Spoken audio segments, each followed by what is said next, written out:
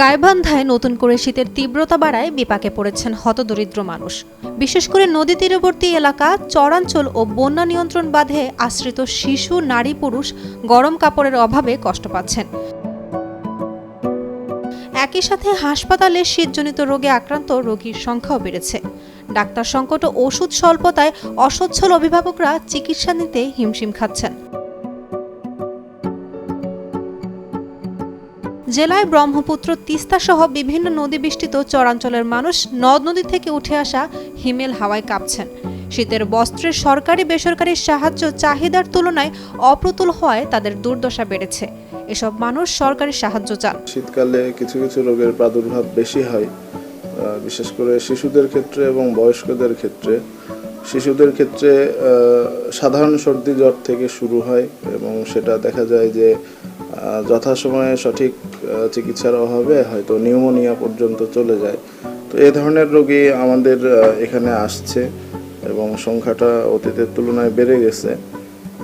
আর বয়স্কদের ক্ষেত্রে যারা একটু শারীরিকভাবে দুর্বল, তাদের বিশেষ করে অতীতে যাদের শ্বাসকষ্ট বা দীর্ঘকালীন কাশির যাদের হিস্ট্রি আছে, এই পেশেন্টদের সমস্যা স্বাভাবিকভাবেই শীতকালে বেড়ে গেছে এবং এই ধরনের পেশেন্ট আগের চেয়ে আমরা অনেক বেশি পাচ্ছি।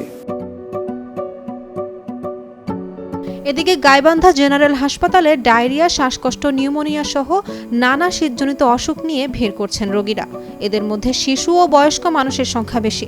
তারা বলছেন, হাসপাতালের শয্যার অভাবে অনেককে বারান্দায় থাকতে হচ্ছে। অন্যদিকে চিকিৎসক স্বল্পতার কারণে সঠিক সেবা পাচ্ছেন না।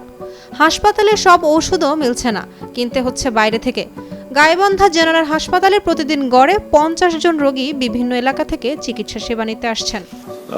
শিশু থেকে শুরু করে বয়োজ্যেষ্ঠ সবারই শীতকালটাতে মাস্ক পরে চলাফেরা করা উচিত। এই মাস্কটা পরে যদি আমরা চলাফেরা করি তাহলে এই যে রোগ ব্যাধিগুলো, এগুলার বলা যায় আনুমানিকভাবে 70 থেকে 75 ভাগই কমে যাবে। এই বিষয়টাতে আমরা সবারই সচেতনতা আশা করি। আর আমাদের হাসপাতাল সবসময় রোগীদের সেবা দেওয়ার জন্য প্রস্তুত আছে। ত্রাণ ও পুনর্বাসন দপ্তর জানায়, জেলায় এখনো পর্যন্ত 10,000 কম্বল বিতরণ করা হয়েছে। এছাড়া বরাদ্দ পাওয়া 21 লাখ টাকা 7 উপজেলায় বণ্টন করা হয়েছে।